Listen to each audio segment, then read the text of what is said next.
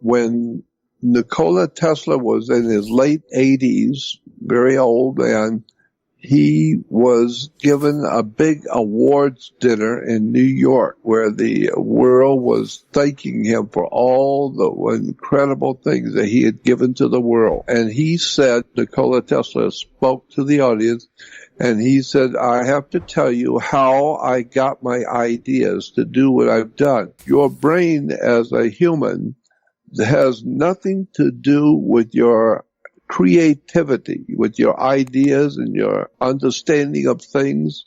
The brain is designed to do only one thing and one thing only. It is to control the mechanisms of your body. It controls the electrical impulses that go to your muscles so that you can walk, so you can run, so you can climb. It controls your body's muscles. It controls the movement of the human body. It controls the blinking of the eye, the swallowing of water.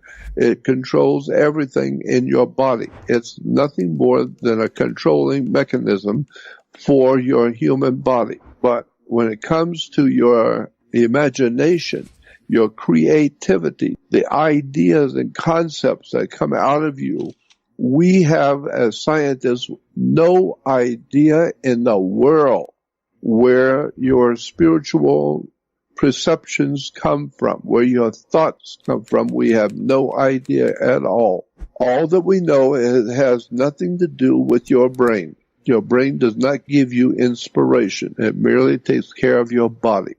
And so, therefore, where do your thoughts come from? When the great composers were composing the beautiful music, where do those ideas for the music come from? When you get people who are writing profoundly important books, and we say they were truly inspired, well, we know it wasn't in their mind. It came from outside of their brain. So it implies that our inspiration we are being overshadowed, is the term that I use. Overshadowed by some kind of a higher intelligence in the universe. Something out there is feeding us information, and it's called inspiration. We are being inspired.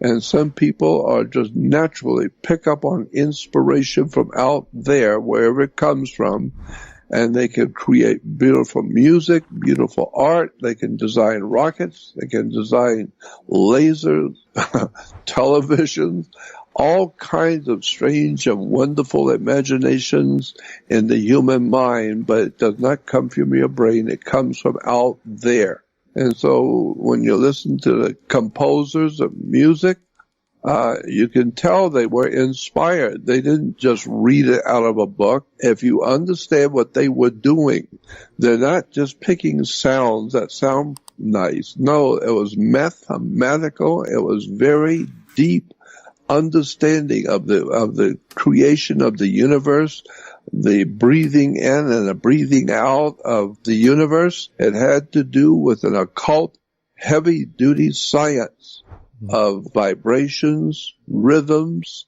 and how and they could change the whole concept of a nation by music.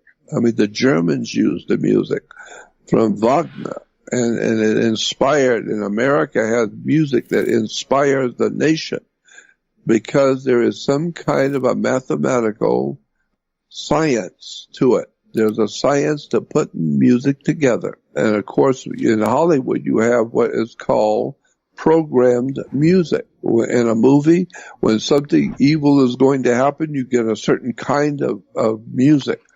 When something is going to be funny and silly and to be laughed at, you get that kind of music behind it. So it's programming your mind with music so that you are inspired to get the idea out of the movie. So inspiration is not part of what the brain does. Inspiration comes from outside the brain. I believe that the human family, the human people on the earth, their brains are a computer, where it's an incredible computer. It's alive. And that computer runs on wiring. And we're told that our blood vessels and our nerves are miles and miles of nerve endings in our body. That's the wiring for the computer to all the body, to control the body. The brain needs to be able to send messages out to certain nerves for you to do certain things. And so the brain is a computer, and I believe that what we call God is some kind of for a lack of a better term, some sort of a Wi-Fi unit. You can have 100 different computers in a room, and they're all on one Wi-Fi unit, which means all 100 computers can be doing 100 different things, tuning into different places and doing different things, and they're all getting it from one source, from a Wi-Fi unit. And so something is guiding our destiny. Something out there is guiding our thinking. And if you've ever seen a flock of birds, large flocks of birds with thousands of birds, and you see them all flying in one direction, and then instantly, in an absolute 1 second instant, they all turn, all the birds turn and go a different way. And they all then flip back and turn and go a different way. How come all of the birds knew to turn at that very 1 second point, and they all turned and went a different way together, like the fish do? We call it schools of fish.